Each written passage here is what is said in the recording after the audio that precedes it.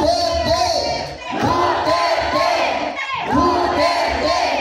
Duterte! Duterte! Ayan! Grabe ang energy at talagang masasabi ko, berde ang kulay ng pagmamahal ngayong araw! Iwagayuan natin ating mga kamay, mga kababayan!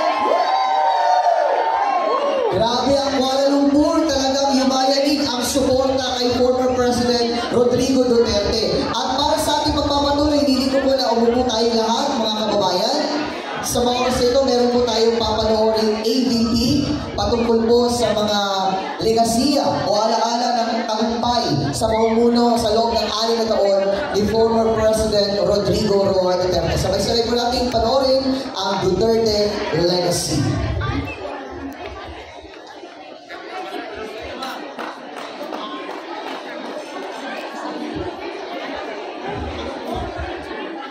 Matitinag ang isang Rodrigo Roa Duterte na tapat sa kanya. Sinubukang tigilan, pilit na pinatatahimik, ginawang kontrabida sa sariling bayan. Pero hindi matitinag ang isang Rodrigo Roa Duterte na tapat sa kanyang pangako. At hindi maikakaila na hindi na kailanman mawawala ang mga alaala ng kanyang mga nagawa para sa Pilipinas. Si dating Pangulong Rodrigo Roa Duterte, minahal ng kanyang mga taga-suporta dahil sa kanyang tapang at malasakit. Sa loob ng 6 na taon, itinaguyod ng kanyang administrasyon ang isang gobyernong para sa tao. Isang Pilipinas na mas ligtas, mas maunlad at mas may respeto sa batas. Ngunit hindi lang infrastruktura ang itinayo, kundi isang pundasyon ng isang bansang makakayahang ipagtanggol ang sarili. We will make a clear decoordinate to infrastructure in the Philippines. We are going to build the building.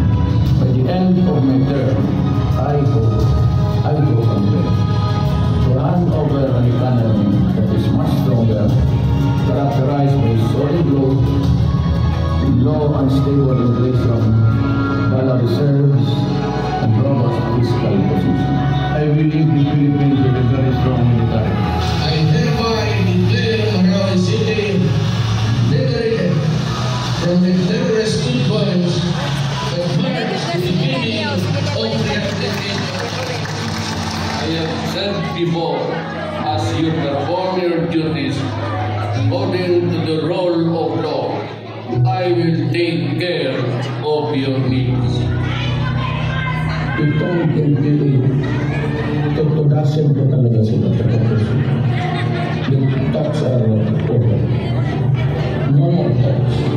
And I will go after the legal path. No peace talks can ever succeed under me or under any other president if you do not stop attacking government forces and even civilian leaders. Law and order means you have to destroy, not really fight, but destroy the Communist Party of the Philippines. Tahasan din pinanggaling Duterte ang mga oligarko at mga mananamantala sa bansa.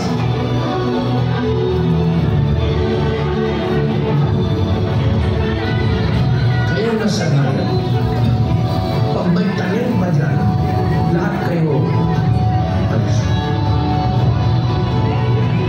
kaya ako mamatay, maulog ni Rukano, I am very happy. Alam mo bakit? Sabi ko, without declaring martial law, I dismantle the oligarchy that control the economy of the Philippine people. Without declaring martial law, sinira ko yung mga tao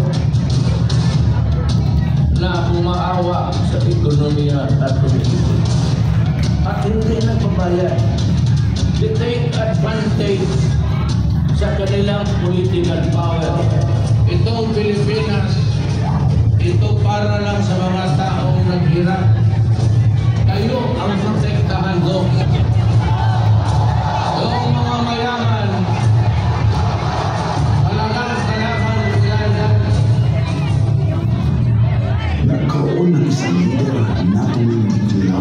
sumikta ng layuhan at itinaguyod ang isang independent foreign policy. The Philippines will pursue an independent foreign policy. Gone are the days when the Philippines decides and acts in the shadows of the great powers. We may need your help, but we will not go at the expense of the dignity of the Philippines. Ngunit ang naging matunog sa lahat, ang kampanya laban sa iligal na droga.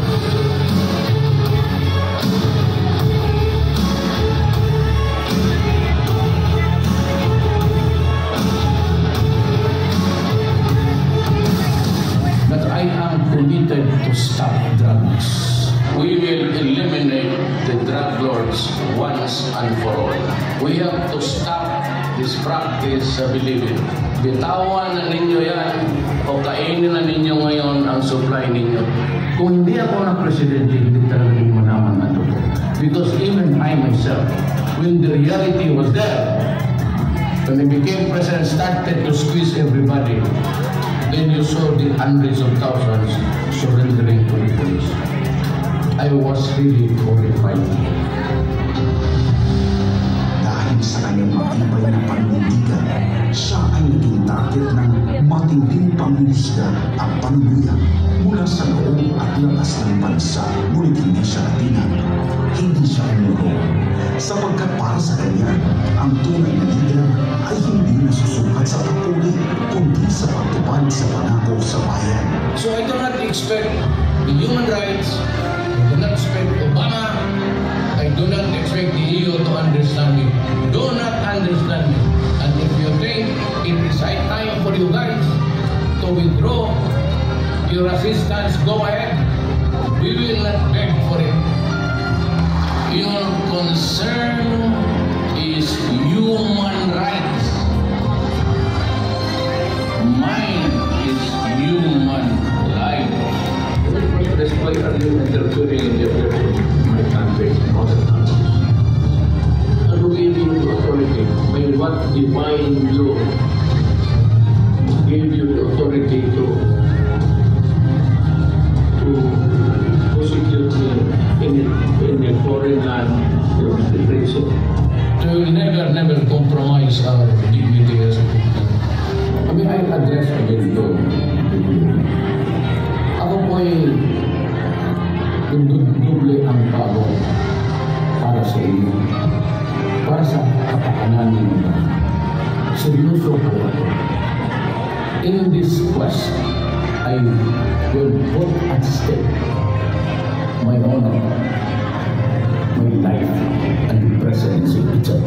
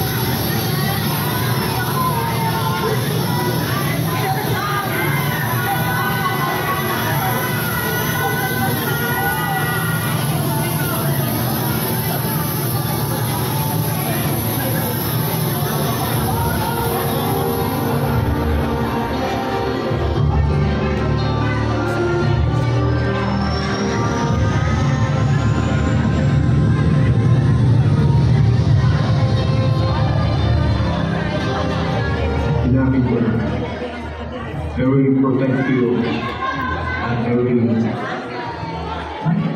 ako ang managot sila. It will be a long legal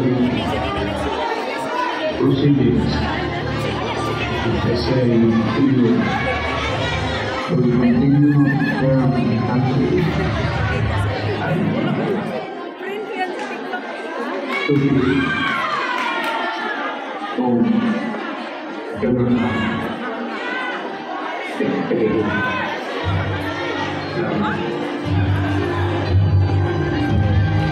Sinubukang pigilan, pilit na pinagtatahimik. Ginawang kontrabida sa sariling bayan. Matapos ang kanyang termino bilang Pangulo, isang bagay ang hindi kailanman nagbago. Hindi siya nagpatinag sa kahit kanino. Isang lider na hindi umatras sa laban. Kahit pa ito'y magdala ng matinding galit mula sa mga makapangyarihan. Dito man o sa labas ng bansa, para sa mga Pilipino, ang legasiya ni dating Pangulong Rodrigo Duterte ay mananatili.